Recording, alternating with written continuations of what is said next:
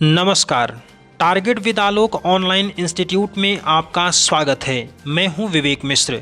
8 PM news bulletin में सबसे पहले हेडलाइंस पर एक नज़र। नेपाल के बाद पाकिस्तान ने भी जारी किया अपना नया राजनीतिक नक्शा। जम्मू कश्मीर, लद्दाख और जूनागढ़ को बताया पाकिस्तान का हिस्सा। देश में रक्षा निर्यात को बढ़ाने के लिए रक्षा उत्पादन और निर्यात संवर्धन नीति 2020 का मसौदा किया गया तैयार। आयात निर्भरता कम कर मेक इन इंडिया पहल को आगे बढ़ाना है मकसद। तो चलिए आज की बड़ी खबरों के साथ आज के बुलेटिन की शुरुआत करते हैं। बीते 4 अगस्त को पाकिस्तानी कैबिनेट ने पाकिस्तान के नए राजनीतिक नक्शे को मंजूरी दे दी है।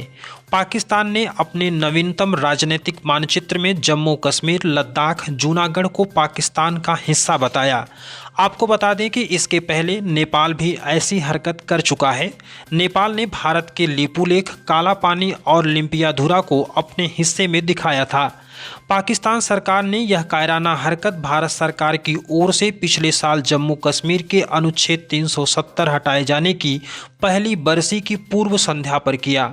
पाकिस्तानी प्रधानमंत्री इमरान खान ने 4 अगस्त को जानकारी देते हुए कहा कि कैबिनेट के इस फैसले का तमाम विपक्षी पार्टियों और पाक अधिकृत कश्मीर की कश्मीरी नेतृत्व ने भी स्वागत किया है। इस मौके पर इमरान खान ने कहा कि पाकिस्तान का नया नक्शा पाकिस्तानी जनता की मांग का प्रतिनिधित्व करता है। पाकिस्तानी प्रधानमंत्री ने कहा कि अब मुल्क के सभी स्कूलों, कॉलेजों और सभी सरकारी दफ्तरों में 4 अगस्त को कैबिनेट से मंजूर नक्शा ही आधिकारिक नक्शा माना जाएगा। भारत ने पाकिस्तान के इस नए राजनीतिक नक्शे को खारिज करते हुए कहा कि इस नक्शे की न तो कोई कानूनी वैधता है और न ही अंतर्राष्ट्रीय स्तर पर इसकी कोई मान्यता। पाकिस्तानी प्रधानमंत्री इमरान खान के बयानों का पलटवार करते हुए भारतीय विदेश मंत्रालय ने कहा कि हमने भी पाकिस्तान के तथाकथित राजनीतिक नक्शे को देखा है। यह नक्शा भारतीय राज्य गुजरात और हमारे केंद्र शासित प्रदेश जम्मू कश्मीर और लद्दाख क्षेत्र में आधारहीन दावेदारी है, जो सिर्फ राजनीतिक मूर्खता में उठाया गया एक कदम है। गौरतलब है कि बीते साल 5 अगस्त को भारतीय संविधान के अनुच्छेद 370 के तहत भारतीय कश्मीर को मिलने वाले विशेष राज्य के दर्जे को खत्म कर दिया गया था। इसके अलावा जम्मू कश्मीर राज्य को खत्म कर इसके 2 केंद्र शासित प्रदेशों जम्मू कश्मीर और लद्दाख में तब्दील कर दिया गया था। रक्षा मंत्रालय ने हाल ही में सार्वजनिक प्रतिक्रिया या फीडबैक के लिए रक्षा उत्पादन और निर्यात संवर्धन नीति 2020 का मसौदा तैयार किया है। यह मसौदा रक्षा उत्पादन क्षमताओं और निर्यात के लिए एक अतिव्यापी मार्गदर्शक दस्तावेज के रूप में परिकल्पित किया जा रहा है। इस मसौदा का लक्ष्य साल 2025 तक एयरोस्पेस और रक्षा वस्तुओं और सेवाओं के 5 बिलियन अमेरिकी डॉलर के निर्यात सहित 1,75,000 करोड़ रुपए का विनिर्माण कारोबार सुनिश्चित करना है। इतना ही नहीं, रक्षा आवश्यकताओं को पूरा करने के लिए एक गतिशील, मजबूत और प्रतिस्पर्धी रक्षा उद्योग विकसित करना है। इस मसौदे से आयात पर निर्भरता कम और घरेलू डिज़ाइन के विकास के साथ मेक इन इंडिया पहल को आगे बढ़ाया जाएगा। इस मसौदे के तहत रक्षा उत्पादों के विकास और उत्पादन संबंधी विनिर्देशों और प्रौद्योगिकियों के आकलन के लिए परियोजना प्रबंधन इकाई को स्थापित करने की रणनीति भी शामिल है।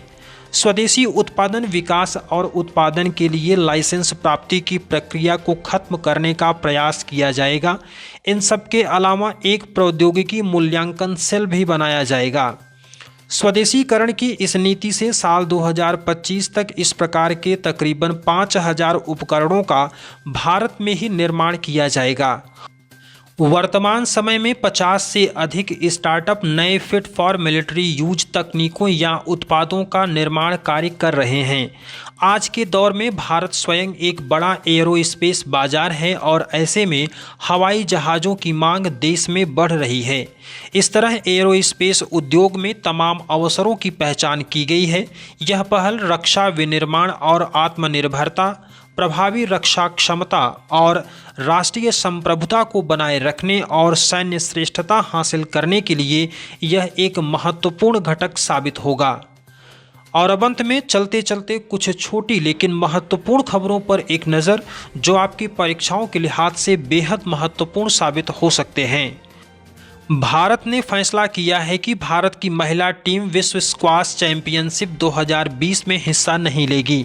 यह फैसला संबंधित अथॉरिटी द्वारा कोरोना महामारी के कारण तैयारी में कमी और यात्रा के अनिश्चितताओं के कारण को ध्यान में रखते हुए लिया गया। भारतीय स्क्वाश रैकेट महासंघ यानी SRFI ने यह फैसला खिलाड़ियों से परामर्श करने के बाद 3 अगस्त को लिया।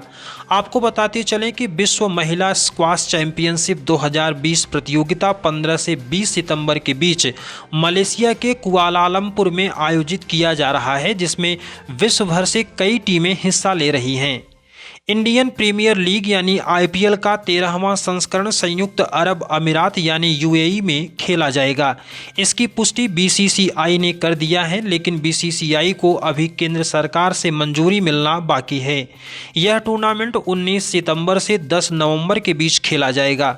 इसके अलावा BCCI ने महिला IPL कराने की भी योजना बनाई है, जिसको लेकर BCCI जल्द ही कोई आधिकारिक तिथि की घोषणा कर सकता है। वहीं IPL के मुख्य प्रायोजक के रूप में चीनी स्पॉन्सर वीवो बरकरार रहेगा, जिसको लेकर BCCI को विरोध का सामना करना पड़ रहा है। आपको बताते चलें कि कोरोना संकट की वजह से अप्रैल से मई के बीच होने वाले इस टूर्नामेंट को स्थगित कर दिया गया था, लेकिन 2020 विश्व कप रद्द होने के बाद BCCI द्वारा इसे दोबारा कराने का फैसला लिया गया। 2 अगस्त को केंद्रीय संचार मंत्री ने महाराष्ट्र के अकोला में भारत एयर फाइबर सेवा का उद्घाटन किया। इस सर्विस के माध्यम से महाराष्ट्र के अकोला और वाशिम जिले में वायरलेस इंटरनेट कनेक्शन की सुविधा प्रदान किया जाएगा। भारत एयर फाइबर सेवा भारत संचार निगम लिमिटेड यानी BSNL के द्वारा डिजिटल इंडिया के तहत एक स्वदेशी पहल है, जिसका उद्देश्य BSNL की मौजूदगी वाले स्थानों से 20 किलोमीटर के सर्कल में वायरलेस इंटरनेट कनेक्टिविटी उपलब्ध कराना है। अभी तक BSNL स्थानीय टेलीकॉम पार्टनर्स की सहायता से सस्ता इंटरनेट सेवा प्रदान कराता आ रहा है। इस सेवा के तहत BSNL 100 Mbps की स्पीड तक की इंटरनेट सेवा उपलब्ध कराएगा। विज्ञान एवं प्रौद्योगिकी विभाग यानी DST के तहत कार्य करने वाले स्वायत्त संस्था नैनो विज्ञान एवं प्रौद्योगिकी संस्थान यानी NST के वैज्ञानिकों ने non steroidal anti inflammatory drug aspirin से नैनो रॉड विकसित कर लिया है। एस्पिरिन दर्द, बुखार या सूजन को कम करने के लिए इस्तेमाल किए जाने वाली एक बहुत ही लोकप्रिय दवा है। इससे विकसित नैनोरॉड मोतियाबिंद को किफ़ायती एवं आसान तरीके से रोकने में मददगार साबित होगी। आपको बताते चले कि मोतियाबिंद अंधापन का एक प्रमुख रूप होता है। यह तब होता है जब क्रिस्टलीय प्रोटीन की संरचना जो हमारी आँखों में लेंस का निर्माण करती है, उस पर भूरी या नीली परत चढ़ जाती है। नैनोरॉड जैव आणविक प्रक्रिया के माध्यम से इसे भूरी या नीली होने से रोकेगा। 2 अगस्त को भारत के उपराष्ट्रपति M वेंकैया नायडू ने भारत के प्रसिद्ध स्वतंत्रता सेनानी और भारतीय राष्ट्रीय ध्वज के डिजाइनर पिंगली वेंकैया को उनकी जयंती पर श्रद्धांजलि अर्पित किया। पिंगली वेंकैया का जन्म 2 अगस्त 1876 को वर्तमान आंध्र प्रदेश के मछलीपट्टनम में हुआ था। वे गांधीवादी विचारक होने के साथ साथ भूवैज्ञानिक, लेखक और भाषाविद थे। साल 1916 में उन्होंने एक पुस्तक प्रकाशित किया जिसमें भारतीय ध्वज को बनाने के 30 डिज़ाइन प्रस्तुत किया था। साल 1931 में कांग्रेस के कराची अधिवेशन में पिंगली द्वारा डिज़ाइन किया केसरिया, सफ़ेद और हरे रंग से बना राष्ट्रीय ध्वज सर्वसम्मति से स्वीकार कर लिया गया, जिसके केंद्र में गांधी जी का चरखा था।